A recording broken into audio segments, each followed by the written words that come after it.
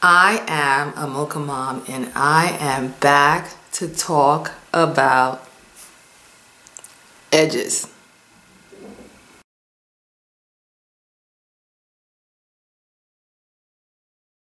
My method of choice before my hair was locked is that I would use, and I didn't bring this down with me, but I would use some kind of oil first as a barrier, a moisture barrier. I would wet my edges, use some kind of oil, and then I would need a holding product. If I wanted firm hold that would last all day long, I would use a gel. And my favorite was this Fantasia IC gel because it doesn't flake and it gives good hold, and it seems like it has oils in it because even by itself it's not as drying as some of the other gels that I've used. But I would slick a liberal amount of the Fantasia IC gel on top of the oil, and then I would use a hard brush like this. This is a natural boar's bristles brush, but the bristles are really stiff on this brush. What I didn't realize at the time is that you can get a natural boar's bristles brush with softer bristles. I like it because there are no bubbles at the end of the brush and the bristles are really close together. So it gathers every little strand and pulls it in the direction that I want it to go. And so I would just, brush, and sometimes I was brushing for all that I was worth. Brushing hard. #1 mistake for taking care of your edges is, this is probably the most fragile part of your hair for some reason. And some of us don't have a lot of hair there to start with. Be gentle and choose the softest brush that you can find to get the job done. I have then since moved on to this. This is also a natural boar's bristles brush, but these bristles are really soft. I've even used a complexion brush with natural boar's bristles, the ultimate soft bristles, or a baby brush. It doesn't really take a lot of force to get the short strands to go in the direction that you want them to go. So by all means, now I don't use gel or anything like that, but I do brush my edges and I brush my locks using this brush, and it makes everything look a lot neater. Going along, I've also discovered that aloe vera gel, this is an aloe vera gel that I bought from Target, Fruit of the Earth. I discovered that this also gives nice hold, and it's actually a product for moisturizing your hair.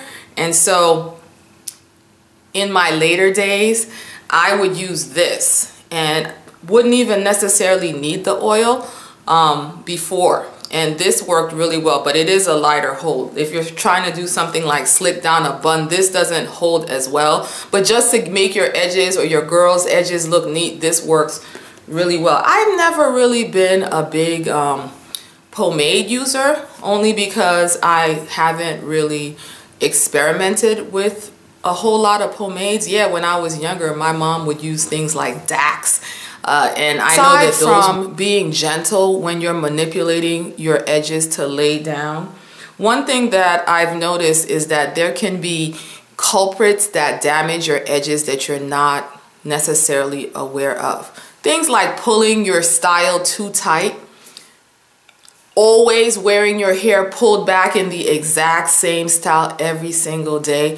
And I know that this is a difficult thing for new naturals who maybe did the big chop, and as your hair grows out, you get so excited that I can finally wear my hair in a puff. And I remember the puff was my all-time favorite style when I first big chopped, and every day pulling it back in a puff, and then I would have that thin elastic ponytail holder that I would double up, put it around my neck, and then pull it, and then ease it back so that every single strand was tightly being pulled back into that puff every single day.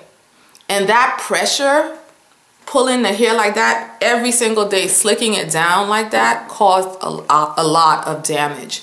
And I noticed some weakness, even though, I've talked in another video about my shorter edges from postpartum shedding and all of that. So watch that video if you want more information. I forgot to mention the final step of smoothing down my edges, which would be after I did all of the gel and everything like that, I would take a strip of fabric like this, preferably something that felt satiny or a synthetic fabric, and I would tie it along my edges and tie it down and hold it in place for at least 20 minutes.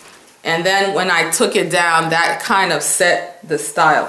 But tying this down too tight is also a stress. Another thing I would do, if I wasn't going anywhere and I had my hair in that puff, I would keep the scarf, and I look good with, you know, scarves and turbans wrapped around my head. I would keep that on my head all day, not realizing that this fabric is pulling at my edges.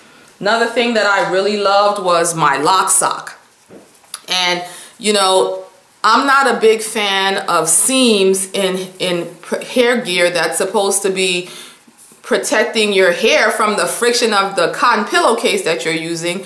But you know, you've got this hard, you know, elastic seam, and if you touch it, it's very rough. So it kind of defeats the purpose of this really soft fabric that slides across your hair. And then you've got this thing sliding back and forth and up and down along your edges. So when I put my lock socks on, I would fold this over like this, so that this side of the fabric is it's not perfect, but it's a lot smoother, so that I could combat that. So this goes with things like headgear like this and satin bonnets that we use to sleep in. And when you tie a scarf, make sure you're not tying it too tight, a triangular scarf or a square scarf or whatever have you. In fact, in the heyday of when I was really trying to bring my edges back, I got a satin pillowcase and didn't sleep with anything on my head at all. I wanted no tension at all along my hairline, and that seemed to work really well.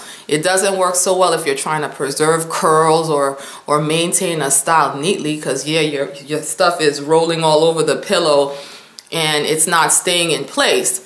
But no tension, so that's worked really well. This symbol up here, or is it up here? I know when I'm recording, these things tend to switch around, but it's the symbol of me with leaning over like this with my locks.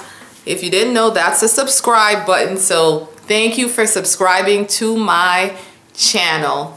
I appreciate each and every one of you. I've really enjoyed the comments and being able to talk back and forth with you. Hit like, let YouTube know that you enjoy what I'm putting out to you. Be blessed.